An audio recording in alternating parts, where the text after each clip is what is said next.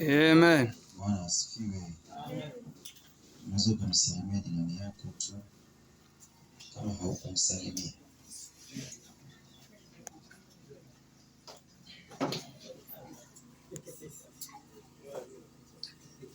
Bwana Yesu asifiwe tena. Amen. Namshukuru kwa sababu ni wiki kama 3 hivi zimepita sijakuwepo hapa, lakini namshukuru Mungu kwa mkupo wako nako palikuwa kwema. Bwana asifiwe. Amen. Leo tumepata neema na kibali ya kuwa hapa tena nyumbani. Tutakwenda kujifunza jambo hapa na kukumbushana kama waenda safari ya mbinguni. Bwana Yesu asifiwe. Amen. Bwana asifiwe. Amen. Basi tutakwenda kuangalia kitu ambacho kinazungumza, kichwa cha habari kinachosema fuata maelekezo. Fuata maelekezo. Wakati mwalimu wa Sunday anafundisha, ni kama kuna connection kidogo na hili somo ambalo tutakwenda kujifunza wakati huu. Wakati anazidi kufundisha huko mwishoni akagusia kwa habari ya kibali. Na kibali, sifa za kupata kibali, yani huwezi kupata kibali bila kufuata maelekezo. Bwana Yesu asifiwe. Amen. Kwa kibali kiko ndani ya kufuata maelekezo. Kama hautaweza kufuata maelekezo, hicho kibali ambacho tunakitamani tukipate kwa namna moja ama nyingine, hutaweza kukifuata. Kwa sababu kibali kimejifunga katika kufuata maelekezo. Kibali chochote kile kule duniani, hata kwa Mungu pia, unapokuwa umefuata maelekezo ndipo ambako unakuwa umepata kibali. Bwana Yesu asifiwe. Amen.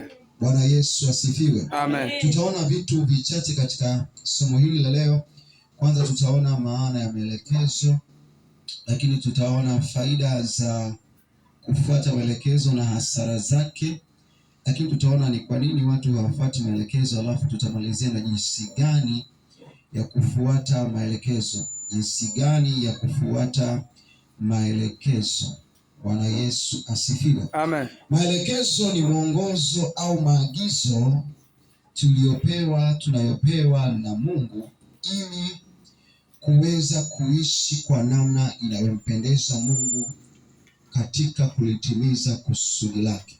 Maelekezo ni mwongozo au maagizo tunayopewa na Mungu ili kuweza kuishi kwa kumpendeza Mungu katika kulitimiza kusudi lake ambalo ametuumba nao.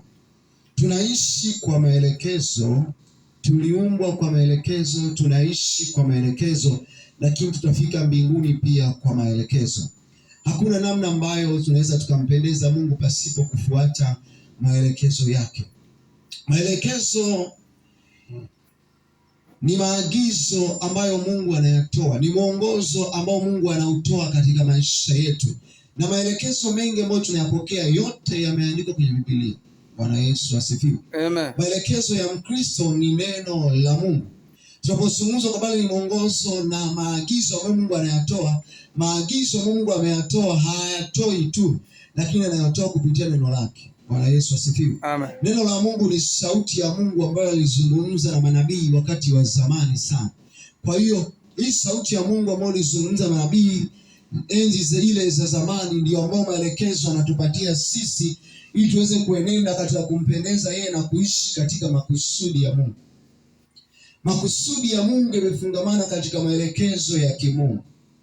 Huwezi kuishi makusudi ya Mungu kama uko nje ya maelekezo ya kimungu. Bwana Yesu asifiwe sana. Amen.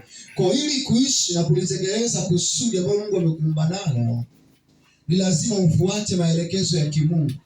Ukiwa nje ya maelekezo ya kimungu utakuwa nje ya makusudi ya Mungu. Bwana Yesu asifiwe. Amen. Bwana Yesu asifiwe. Amen. Katika makusudi, kila mwanadamu ameumbwa katika makusudi maalum. Na kuna makusudi ambayo yako katika aina kuu mbili. Kusudi la kwanza ni kusudi linalotumika kwa habari za kifalme na mamlaka ya duniani. Lakini kusudi la pili linatumika ndani. Na sio kila mtu aliyeumbwa ana kusudi lililoko ndani ya ufalme wa Mungu, au ana kusudi la kutumika katika utumishi wa Mungu. Bwana Yesu asifiwe sana. Amen. Bwana Yesu asifiwe sana. Amen. Kuna makusudi ya watu wengine ambayo yamewekwa katika zile huduma tano. Bwana Yesu asifiwe. Amen. Na sio kila mtu aliyezaliwa duniani ameumbwa katika zile huduma tano. Tunazijua, kuna uchungaji, kuna nini mwingine? Utume, ualimu, manabii pamoja na uinjilisti. Bwana Yesu asifiwe. Amen. Sio kila mtu anayezaliwa duniani anakuwa katika hizi huduma tano, lakini kuna wengine wako nje ya hizi huduma tano, wameumbwa kwa kusudi maalum ili kuitimiliza mapenzi ya Mungu hapa duniani. Bwana Yesu asifiwe sana. Amen. Kwa hiyo hatuwezi kuishi na kuyatimiza makusudi ya Mungu kama tuko nje ya maelekezo. Hata katika maisha ya kawaida tunapoona barabarani huwa kuna maelekezo mengi na kuna alama tofauti tofauti ambazo hizo zinakuonyesha au zinakuelekeza ufanye kitu fulani, na usipozifuata ni lazima utapata madhara. Mfano, umefika barabarani unaona kuna alama inakuonyesha kwamba